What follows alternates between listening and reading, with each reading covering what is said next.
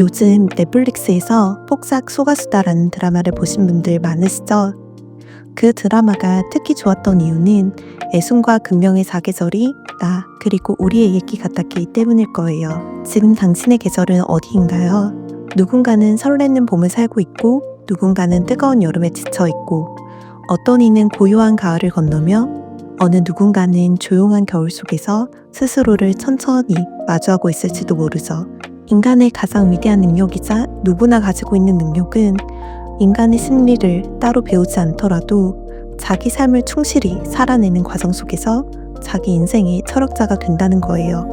오늘은 우리가 살아왔던 계절, 그리고 앞으로 접하게 될 계절에 대해서 생각해 보려고 해요.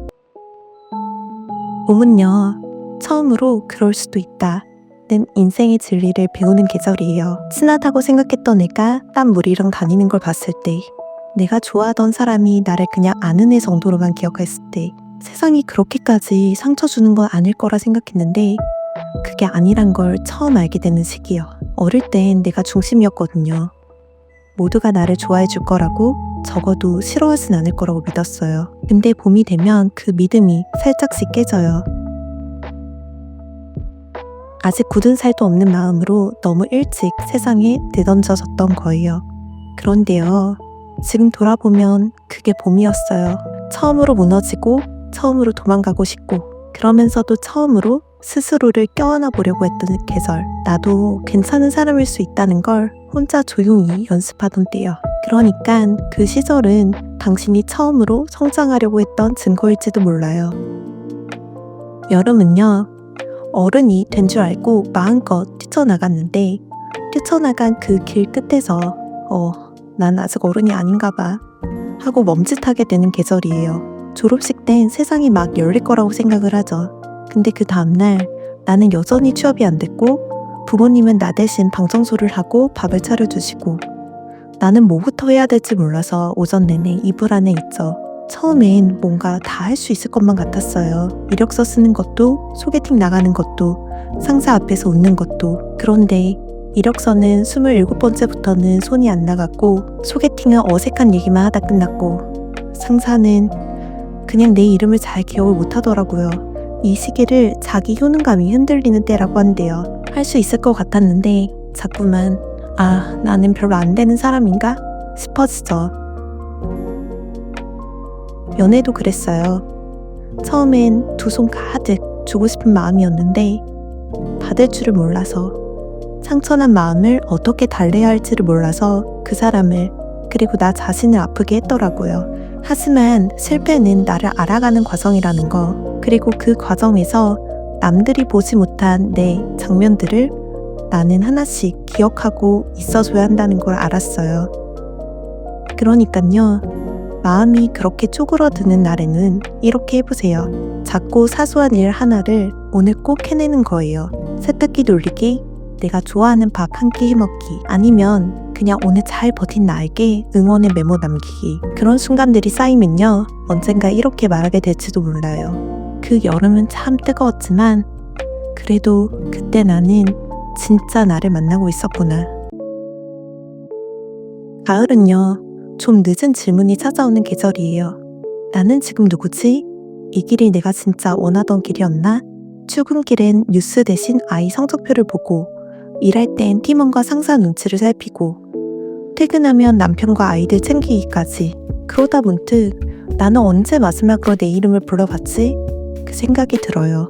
심리학적으로 이 시기는 역할 정체성이 정점을 찍을 때예요. 엄마, 아내, 동료, 딸, 친구 모두 이름을 다 갖고 있지만 나는 그 사이 어디인가 숨어버렸죠. 하루가 바쁘게 지나가는데 마음은 이상하게 비어있어요.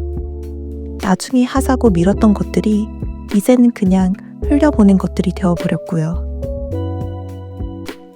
가을엔 또 한 가지 변화가 생겨요. 기억이 자꾸 돌아와요. 처음 입사하던 날의 다짐, 누군가와 마주 앉아 울던 밤, 가을볕 가득한 골목길.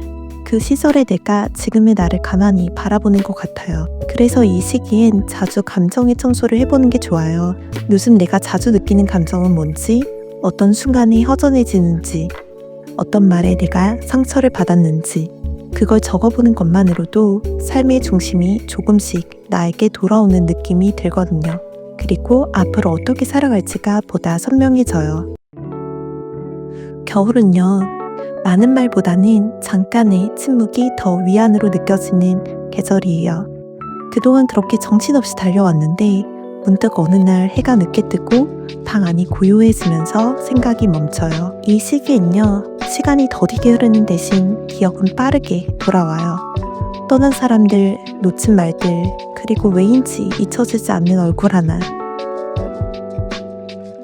하지만요, 이 계절은 단순히 과거를 후회하는 시간이 아니라 그 모든 기억을 하나로 꿰어내는 시간이에요. 심리학자 에릭슨은 이 시기를 대통합의 시기라고 했어요. 내 삶을 하나의 이야기처럼 바라보고 그 안에서 의미를 찾는 순간이죠. 아, 그랬구나. 그땐 그래서 그렇게 힘들었구나. 그 선택이 서툴렀지만 지금의 나를 만든 한 조각이었구나. 이해하게 되면 비로소 받아들이게 돼요. 그리고 그 순간 겨울은 더 이상 끝이 아니라 깊은 수학의 시간이 돼요. 어린 시절 아버지가 주말마다 엄마 몰래 맛있는 거 사주셨던 거, 아이 손을 잡고 처음 바다를 봤던 것, 좋아하던 사람한테 근데 말 못했던 거, 그걸 기억할 수 있는 내가 있다는 건 아직 내가 존재하고 해야 할 일이 남아있다는 뜻이에요. 이제는 다른 사람의 시선보다 내가 나를 어떻게 기억하느냐가 중요해지는 시기예요. 삶을 정리하고 떠나는 시간이 아니라 그 안에 의미를 스스로 만드는 시간. 겨울은 그렇게 조용히 자신의 인생을 수확하는 계절이에요. 이전의 모든 계절을 껴안고 그 계절들의 고개를 끄덕이는 순간, 그게 진짜 통합이죠. 당신의 계절은 어디쯤인가요? 어쩌면 우리가 해야 할 일은 그 계절을 제대로, 온전히, 아주 충만하게 살아내는 일일지도 몰라요. 지나간 계절에 후회가 남지 않도록요. 당신의 계절을 댓글에 남겨주시지 않을래요?